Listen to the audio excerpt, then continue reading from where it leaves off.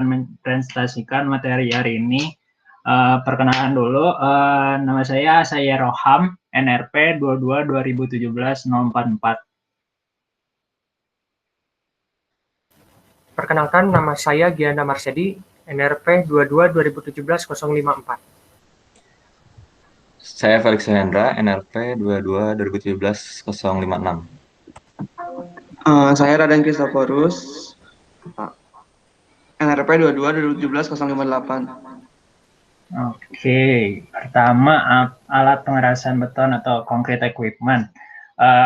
Hampir semua proyek konstruksi itu beton dimanfaatkan sebagai bahan bangunan. Untuk bangunan seperti gedung, jembatan, beton digunakan sebagai salah satu bahan pembuat balok, kolom, ataupun pelat.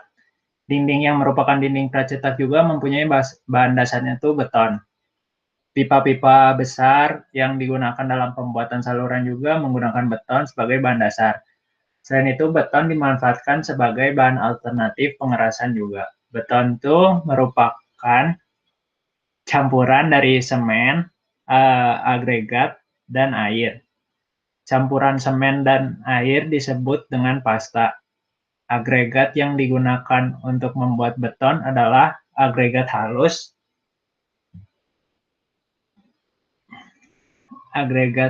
dan agregat kasar. Kadang-kadang pada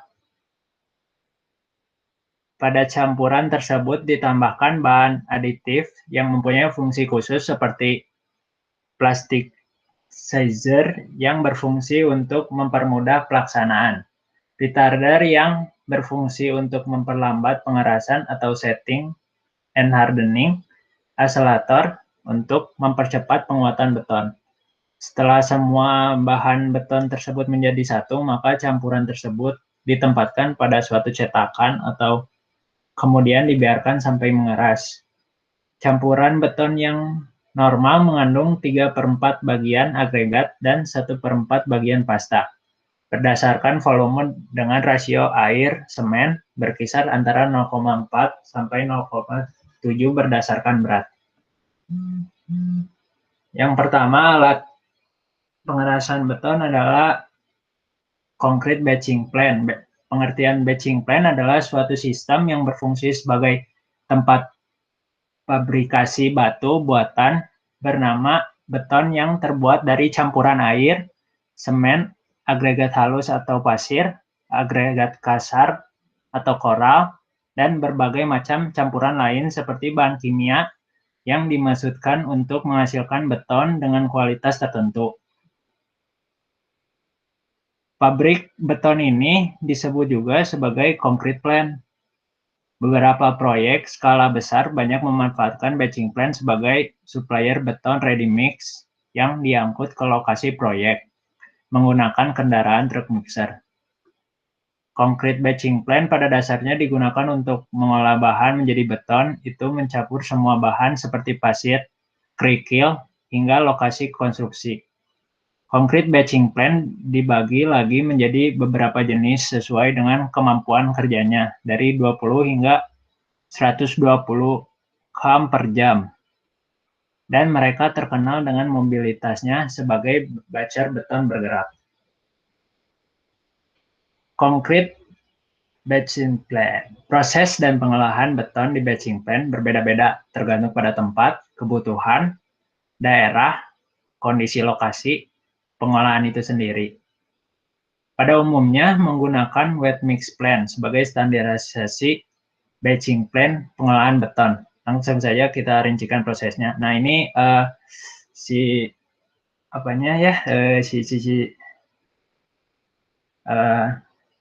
ya ada beberapa tempat untuk mengolahnya. Yang pertama tuh ada agregat feeding system. Agregat feeding system tuh memasok semua bahan material dari bin dan agregat bin, tempat pengumpulan material kasar dan halus yang berasal dari pengumpulan di base camp. Terus dibantu dengan wheel loader yang kemudian untuk diangkat ke tempat pemisahan agregat kasar, menengah, pasir, dan glide ash. Terus ada yang kedua, vibrating screen. Vibrating screen itu siap untuk menyeleksi dan menghilangkan material kasar yang berlebihan atau berukuran besar. Terus ada dibawa oleh conveyor yang berfungsi sebagai pengangkut bahan material yang telah tersistem dari agregat feeding system. Terus hasil dari penyeleksian material kemudian dibawa dengan conveyor ke pulp mill mixing. Unit pencampuran ini ditempatkan di atas struktur tanah yang kuat agar stabilisasi pengadukan dapat berjalan dengan baik. Saat materialnya udah bergerak masuk langsung, disemprot dan dicampur dengan air dari pipa yang berasal dari water tank yang keempat itu. Jika terdapat fasilitas untuk menambahkan semen, semen akan langsung ditambahkan ke dalam mixer dengan skru conveyor dari semen silo yang digerakkan dengan kecepatan yang variabel. Dikontrol dan diawasi dengan mesin pengontrolan yang dilengkapi dengan modern dikontrol kabin unit untuk kenyamanan sepenuhnya. Kepada operator kabin harus ditempatkan di lokasi yang strategis sehingga pandangan meluas ke seluruh area batching plant. Conveyor membawa kembali material hasil dari pencampuran ke wet mix storage silo yang bisa menampung berat beton hingga 25 ton. Lebih untuk menunggu truk mixer yang membawa hasil campuran beton Jaya Mix cair ke lokasi proyek pembangunan. Terus concrete conveyor ideal untuk operator yang membutuhkan untuk memasok siap campuran beton campuran di 300 busur derajat. Pengangkutan ini didasarkan pada prinsip berayun dan memungkinkan penuangan campuran ke berbagai arah sesuai kebutuhan untuk mengisi pekerjaan formulir dan fondasi yang diperpanjang, meskipun truk adalah alat tulis. Conveyor mudah dalam perawatan dan fungsinya dengan keandalan total. Concrete conveyor adalah sistem conveyor umum yang biasanya dimobilisasi untuk digunakan di lokasi konstruksi. Mereka didasarkan pada satu sabuk conveyor yang mentransfer kerikil, semen, dan bahan padat lainnya langsung ke mixer dan juga digunakan untuk penyaringan bahan beton dari kotoran yang tidak perlu. Terus ada concrete bucket. Bucket chore atau concrete bucket adalah salah satu produk alat konstruksi yang secara umum berfungsi untuk mengangkut konkrit beton atau beton dari truk mixer beton ke lokasi pengecoran. Setelah dilakukan pengetesan slope dan telah memenuhi persyaratan yang ditetapkan, maka beton dari truk mixer konkrit dituangkan dengan bantuan tower crane. Dalam pengerjaannya, dibutuhkan satu orang sebagai operator concrete bucket yang bertugas untuk membuka atau mengunci agar coran beton tidak tumpah pada saat dibawa ke area pengecoran dengan tower crane. Concrete bucket yang digunakan mempunyai kapasitas yang beragam, contohnya dengan kapasitas 0,8 meter kubik dan berat concrete bucket adalah 300 kg. Selanjutnya, untuk concrete paver, ini merupakan alat biasanya yang digunakan untuk pekerjaan beton. Pavers itu menghamparkan beton ready mix yang berfungsi seperti pada pekerjaan aspal finisher. Nah, alat ini menggunakan sistem slip form dan digunakan dalam proses pengecoran dan raya beton atau rigid pavement secara menerus dengan jaminan kualitas, kemiringan, dan kerataan sesuai dengan titik yang ditentukan dengan sangat akurat. Nah, selain ini, concrete pavers itu merupakan alat-alat mesin untuk membuat rigid jalan beton atau rigid lantai beton, lapangan parkir, mobil dan pesawat terbang, basement beton, lantai pabrik, dan lantai gedung yang membutuhkan kerataan.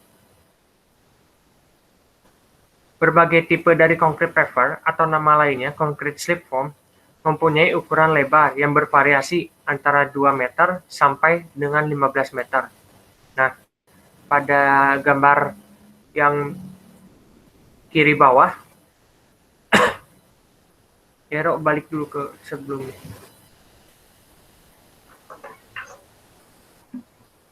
Nah, pada gambar yang bawah ini merupakan salah satu ukuran pada concrete paver.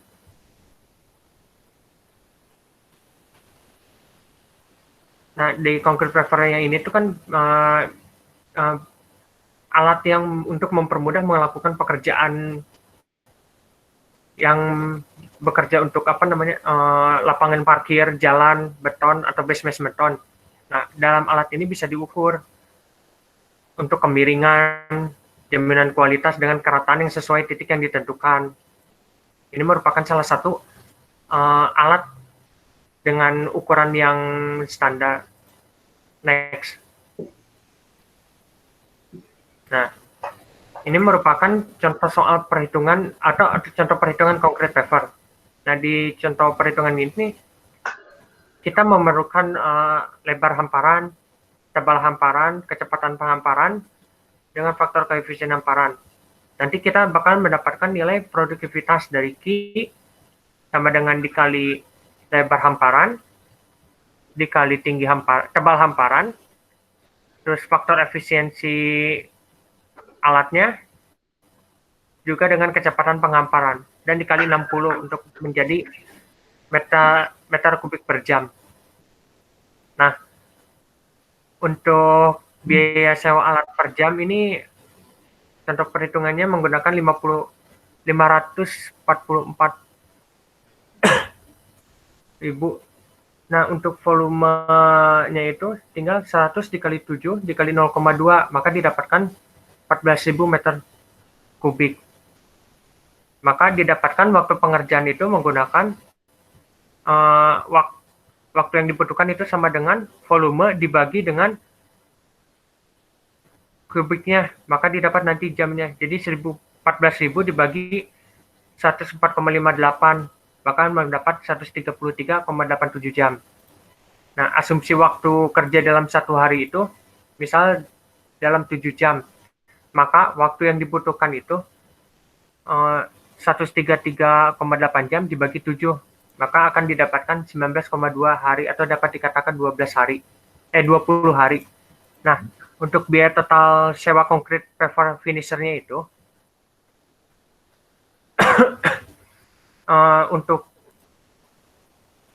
debitnya dikalikan dengan harganya, maka akan didapat 56 juta. Next. Nah, selanjutnya untuk concrete crusher. Ya, concrete crusher ini merupakan penghancur beton yang memiliki dua jenis. Salah satunya adalah penghancur beton bergerak yang mirip seperti bulldozer, tetapi memiliki attachment dengan lengan boom digunakan untuk menghancurkan potongan-potongan batu besar menjadi kerikil kecil, tetapi tipe kedua kebanyakan dapat dilihat di industri yang digunakan untuk menghancurkan batuan berukuran sedang menjadi bubuk atau kerikil. Penghancur beton atau concrete crusher ini dianggap sebagai sumber terbaik untuk menghemat biaya dan waktu tenaga kerja. Next. Nah, selanjutnya concrete vibrator.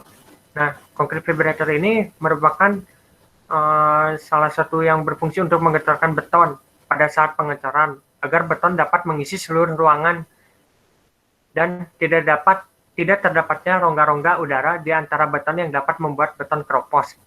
Nah, concrete vibrator ini digerakkan oleh mesin listrik dan mempunyai lengan sepanjang beberapa meter untuk dapat menggetarkan beton di tempat yang agak jauh.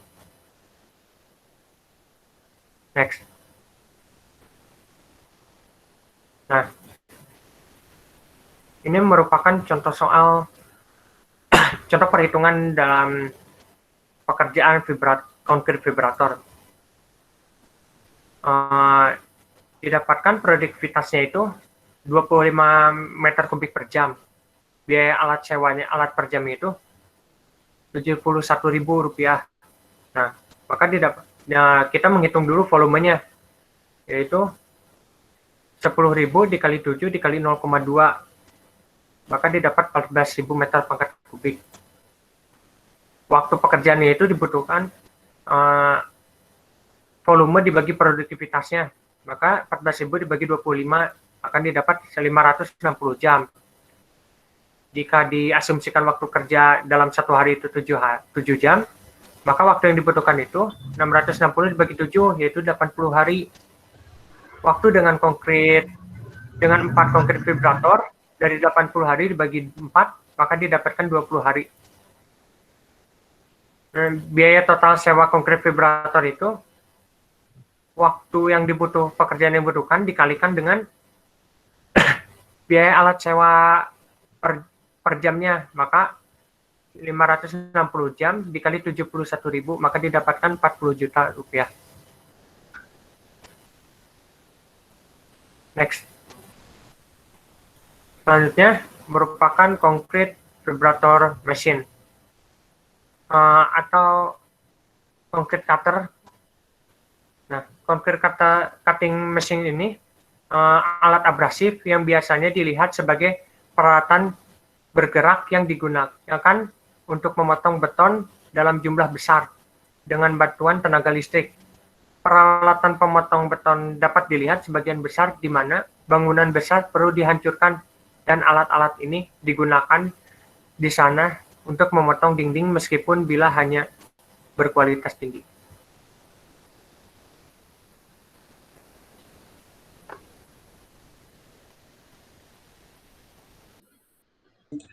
Selanjutnya kita ke alat untuk pemerataan pekerjaan daripada beton. Sebagaimana yang kita ketahui, alat pekerjaan pemerataan beton itu bisa dilakukan secara manual maupun dengan menggunakan bantuan mesin. Nah, kalau yang alat manual itu, sebagaimana yang kita sering lihat dalam pekerjaan, misalnya pembangunan rumah tinggal, bisa digunakan roskam. Nah, lalu di sini untuk pekerjaan yang dilakukan secara mesin ada dibagi menjadi beberapa dengan menggunakan alat. Yang pertama di sini ada concrete grinder. Prinsip pekerjaan ini tuh sama seperti gerinda, yaitu nanti ada permukaan yang tidak rata, maka akan dihaluskan oleh permukaan si concrete grinder ini. Penjelasannya di sini, concrete grinder merupakan penggiling beton ya, yang merupakan alat abrasif bergerak yang digunakan untuk menggiling lantai untuk menjaga kehalusan dan keamanannya. Sebagai peralatan konstruksi rumah tangga biasanya digunakan untuk memoles marmer dan ubin beton setelah dipasang. Penggiling beton ini menggunakan sumber listrik gitu ya sebagai energinya, dan di sini tuh pekerjaannya terkontrol, jadi misalnya debunya tidak terlalu berhamburan. Lanjut ke slide berikutnya. Yang kedua di sini ada power trowel. Di sini mirip alatnya seperti concrete grinder. Di sini juga berfungsi untuk meratakan dan menghaluskan permukaan beton. Ada bagian-bagiannya, di sana ada handle-nya. Di bagian kiri atas, terus ada armrest bar. Itu sebagai pegangannya gitu ya, ke handle-nya gitu, biar tidak terlalu dekat karena itu blade-nya itu akan bergerak seperti kipas yang di bawahnya untuk meratakannya. Di sana juga ada gearbox-nya. Gearbox itu berfungsi untuk melindungi pekerja dari blade-nya, karena nanti blade-nya itu akan berputar dengan kecepatan alat atau spesifikasi alat masing-masing. Alat power trowel ini juga memiliki bahan bakar dari minyak gitu ya. Di sana ada tempat untuk memasukkannya di engine-nya gitu. Lalu ke slide berikutnya. Alat pemerataan beton yang ketiga di sini adalah vibratory truss grid. Di sini tuh biasa digunakan untuk pekerjaan lapangan parkir, pesawat terbang, basement, lantai pabrik yang membutuhkan kerataan dan kepadatan dengan waktu yang efisien. Tentunya di sini sebagaimana yang kita lihat, alat vibratory truss grid ini memiliki bentang sendiri. Jadi memang alat ini memiliki keterbatasan berupa panjang pemadatannya. katakanlah dalam proses suatu pekerjaan proyek jalan, maka biasanya ini dikerjakan per lajur gitu ya, tidak bisa tidak bisa terlalu panjang bentang daripada pekerjaan pemerataan beton ini. Lantas apa saja yang menjadi pertimbangannya dalam penggunaan alat-alat tersebut? Yang pertama adalah sebentangnya, di mana bentang tersebut apakah sesuai akan sampai gitu ya. Karena jika kita menggunakan vibratory truss screen ini, tentunya bentangnya terbatas. Bisa digunakan juga tadi power trowel, karena itu alatnya lebih fleksibel gitu ya, bisa dibawa kemana saja, menggunakan bensin juga gitu ya, sebagai sumber bahan bakarnya. Dan faktor berikutnya adalah kecepatannya. Pada alat vibratory truss screen ini, pada gambar yang sebelah kanan di situ ada alat seperti untuk memutarnya. Jadi di situ alat ini nanti akan maju dengan apa namanya? Dengan adanya mesin yang di sebelah kanan pada gambar yang di slide. Lalu slide berikutnya. Ada concrete mixer. Concrete mixer ini merupakan alat untuk memproduksi beton. Bedanya dengan batching plant tadi terletak pada volume atau kuantitas pekerjaannya, di mana di sini hanya dihasilkan volumenya sedikit gitu ya. Alat ini memiliki sumber energi yang berasal dari listrik dan tersedia tuas di sebelah kanan alat tersebut untuk menaik menurunkan bagian bucket daripada concrete mixer ini. Alat ini fleksibel untuk dibawa kemana saja, karena alat ini bisa dipindahkan gitu ya, berbeda seperti batching plant yang jauh gitu dari lokasi lokasi pekerjaan proyeknya, sehingga diperlukan transportasi berupa truk mixer. Slide berikutnya. Nah, di sini truk mixer. Di sini truk mixer ini mempunyai kemampuan untuk mengaduk beton ke lokasi yang diinginkan. Jadi pertama-tama setelah proses dari batching plant tadi selesai, maka beton tersebut akan ditransportasikan melalui alat truk mixer ini. Pada bagian atas sebelah kanan gambar itu merupakan tempat memasukkan beton segar yang berasal dari batching plant. Itu dinamakan bagian corong. Lalu ada bagian tangki mixernya di situ untuk mengaduk material beton cor selama waktu transportasi ke lokasi pengecoran. Lalu ada bagian line pumpnya, ada di bagian bawah tangki mixer tersebut. Itu merupakan tempat untuk mengeluarkan beton segar hasil transportasi tersebut. Lalu slide berikutnya. Di sini ada contoh soal produktivitas daripada truck mixing, di mana diketahui misalnya ada jarak angkut dari lokasi batching plant ke lokasi proyek itu sejauh 25 km, lalu ada nilai efisiensi kerjanya, lalu ada kecepatan truknya saat berisi muatan dan saat kosong, lalu ada proses unloading dan loadingnya. Lalu untuk mencari posisi loadingnya ya agar tepat gitu ya, menjatuhkan beton segarnya. Lalu di sini ada perhitungan waktu siklusnya, yaitu D per V1 tambah T1 per D per V tambah T2.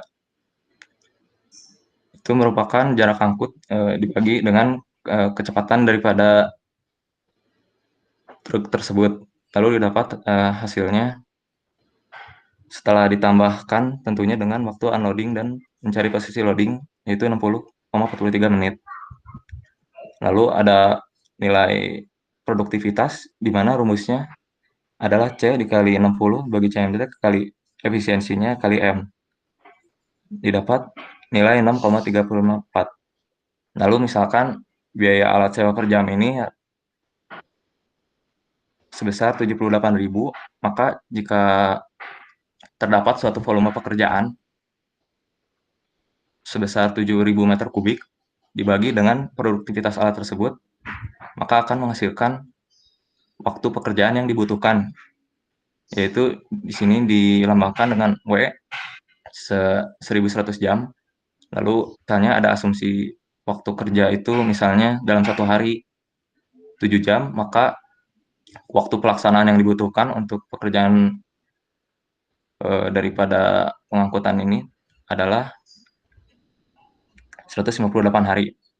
Apabila menggunakan 8 mixing truck, maka pekerjaan tersebut memiliki total durasi 20 hari. Lalu apabila dikalikan dengan biaya total sewanya, maka dihasilkan nilai daripada total sewa alat tersebut. Next.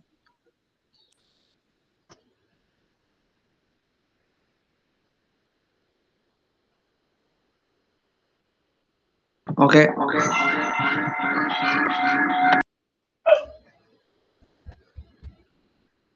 Oke, selanjutnya ada yang namanya concrete pump atau yang biasa disebut pompa beton. Concrete pump adalah alat yang digunakan untuk mendorong hasil cairan beton yang sudah diolah dari mixer truck. Biasanya concrete pump digunakan untuk mengecor lempengan beton, lantai basement, atau bisa juga pondasi dasar kolam renang. Intinya, concrete pump digunakan untuk mengerjakan pengecoran yang sulit dilakukan secara manual. Next.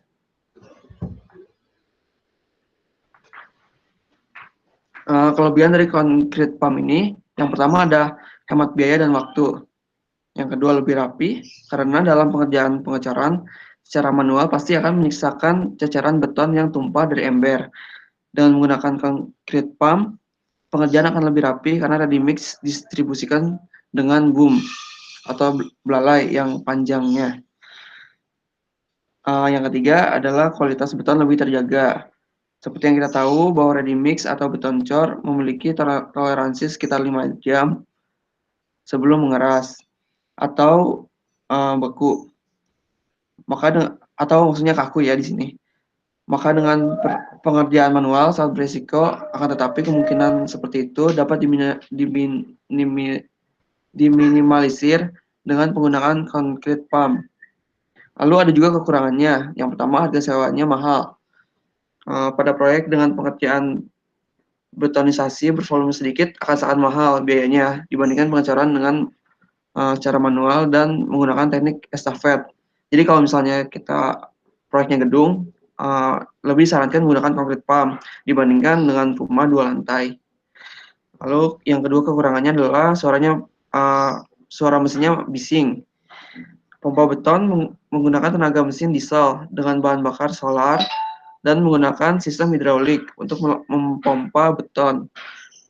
Pada saat pengerjaan cor akan sangat berisik. Sama ketika kita mendengarkan suara mesin diesel pada umumnya.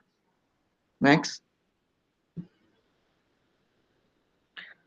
Concrete pump mempunyai beberapa jenis. Berikut yang pertama adalah concrete pump long boom.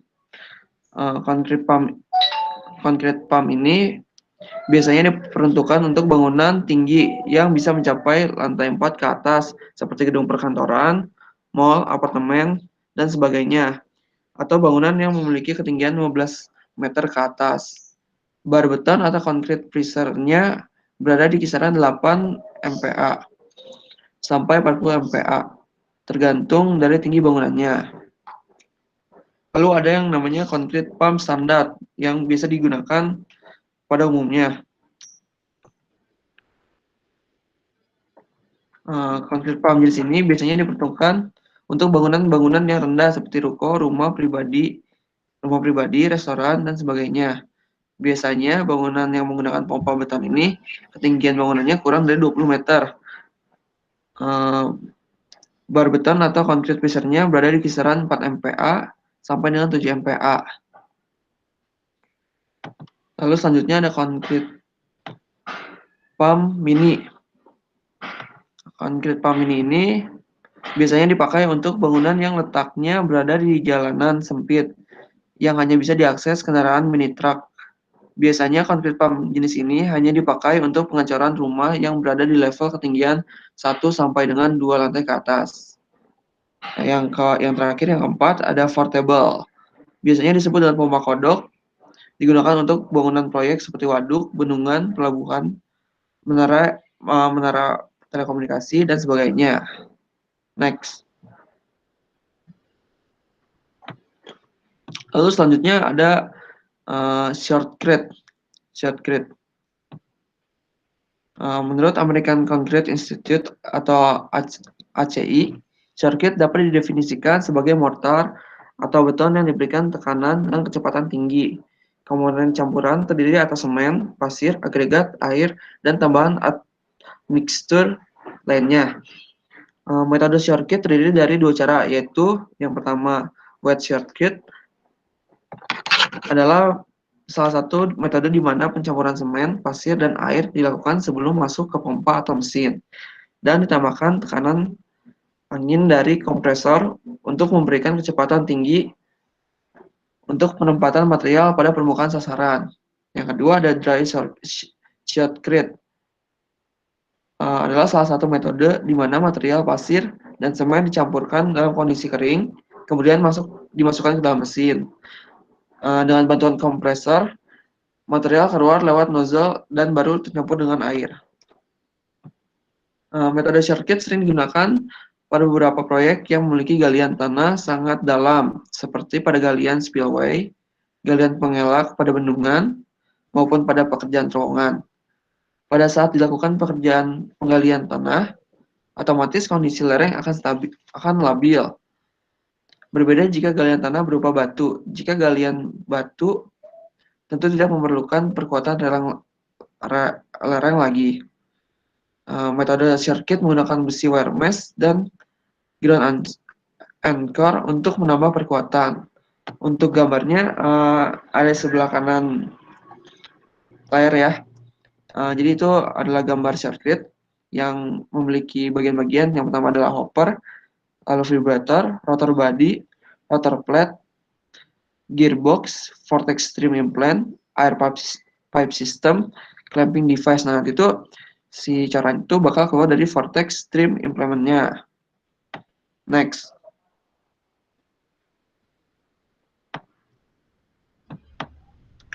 Campuran semen dan pasir atau beton ditembakkan dengan alat shortcrete agar bisa menempel pada dinding lereng. Pada saat menutup lereng dengan shortcrete, maka air dari dalam tanah akan terhambat. Oleh karena itu, dibuatkan saluran pipa-pipa air pada dinding lereng. Biasanya desain galian pada lereng menggunakan kemiringan 1:2 atau 1:1,5 atau sesuai perencanaan. Fungsi shortcrete antara lain adalah 1. Sebagai konstruksi penyangga sementara terowongan sebelum dilining konkrit. 2. Untuk mencegah loosening atau jatuhnya batuan di dinding terowongan setelah blasting. 3. Untuk mentransformasikan batu yang kurang bagus atau keras menjadi batuan keras. 4. Melindungi terhadap kerapuhan batu akibat perubahan suhu atau cuaca. Next.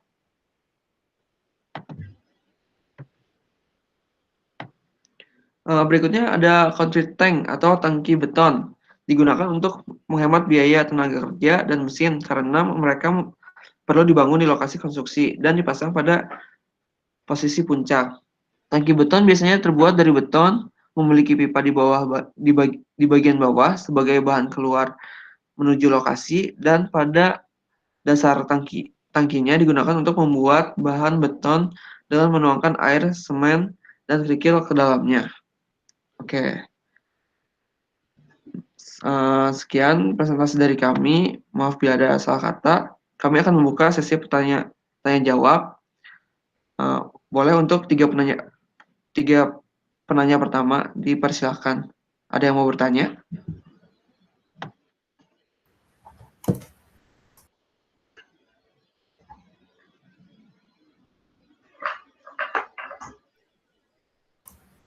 Silakan ada yang mau didiskusikan. Izin bertanya, nama saya Riana Alivia, NRP 22 2017 030. Mau bertanya, kan kalau misal pakai batching plan, dia kan betonnya itu kan ready mix. Nah, untuk menjaga kalau mutunya itu tetap sama antara di batching plan dengan ketika pengecoran tuh gimana? Soalnya kan ada space waktu, terus juga kan hitungannya kan dia udah ya hitungannya nggak langsung sekali pakai gitu kan. Nah itu gimana untuk menjaga mutunya? Terima kasih.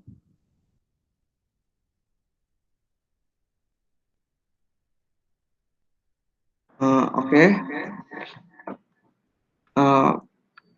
Ada pertanyaan yang lain, kita tampung dulu sampai 3 baru kami jawab.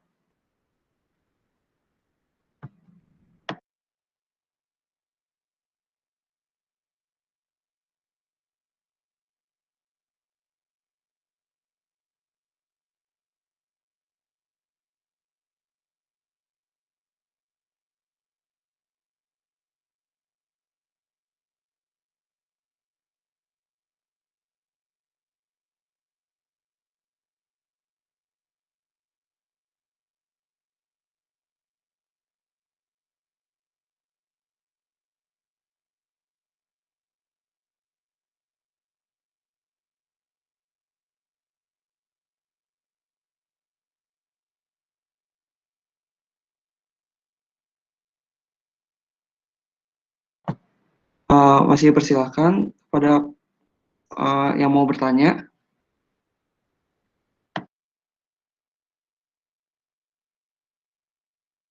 Izin bertanya, perkenalkan nama saya Yogi Sampratama, NRP 22 2017 066. Jadi saya tadi ingin bertanya yang dijelaskan oleh Saudara Yero ya, yang di awal itu pada saat pengerjaan beton itu adanya zat tambahan, zat adiktif. Nah itu kan biasanya itu yang kita tahu tuh biasanya untuk mempercepat pengerasan beton atau seperti apa. Nah, yang saya tanyakan di sini itu untuk misalnya saya tuh mau minta contohnya kalau di kondisi seperti apa gitu saat si bahan aditif ini digunakan.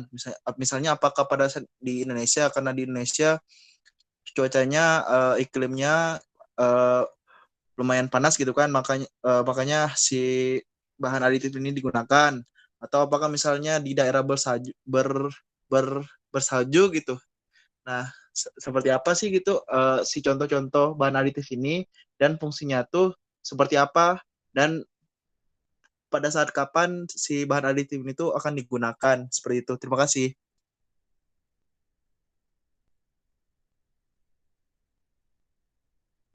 Oke, terima kasih Yogi.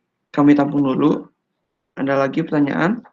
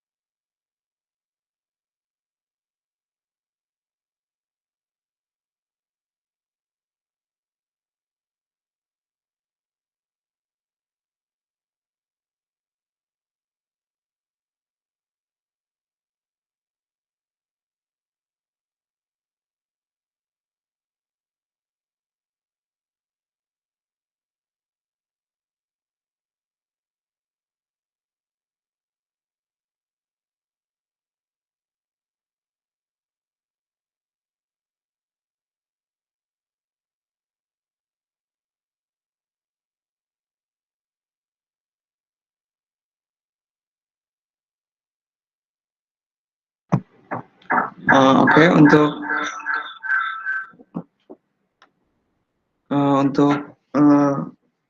kami akan menjawab pertanyaan dari saudari Riri yang bagaimana menjaga kualitas mutu dari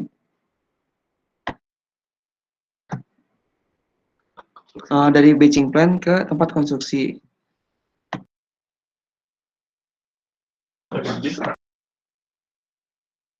Jadi si ready mix yang akan digunakan itu sebelumnya harus dilakukan uji lab dulu. Apakah si campurannya itu sudah memenuhi atau tidak. Nah, pas sampai kan ready mix dibawa nih dari batching plan menggunakan truk ke tempat proyek. Nah, di tempat proyek itu diuji tes lam apakah si kekentalannya itu masih cocok atau tidak, apakah bisa dipakai atau tidak. Nah, kalau bila tidak bisa dipakai harus diganti dengan campuran yang sesuai kesepakatan. Begitu untuk pengawasannya saat di lapangan setelah diantarkan oleh truk akan diujikan tes lam. Begitu. Begitu.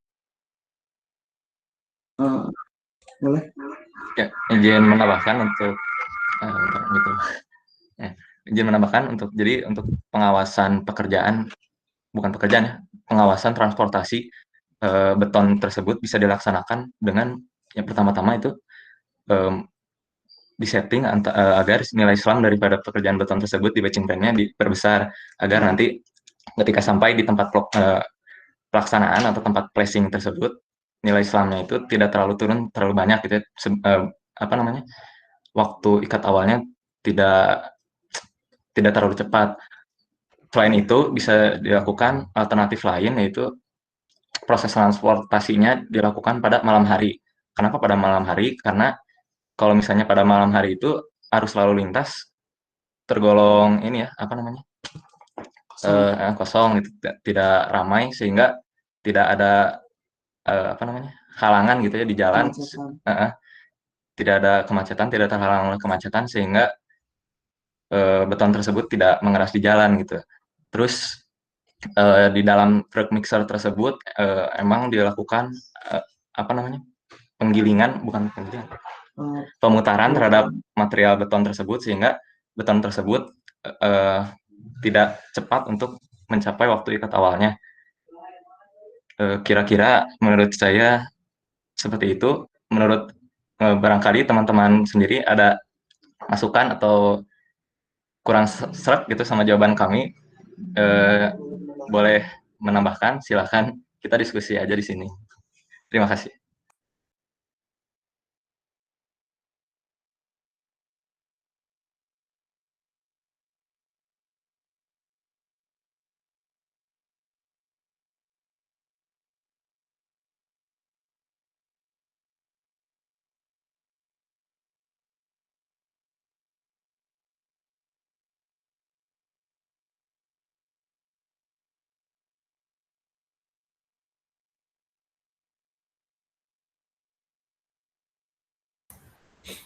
Silakan, ada lagi yang mau didiskusikan?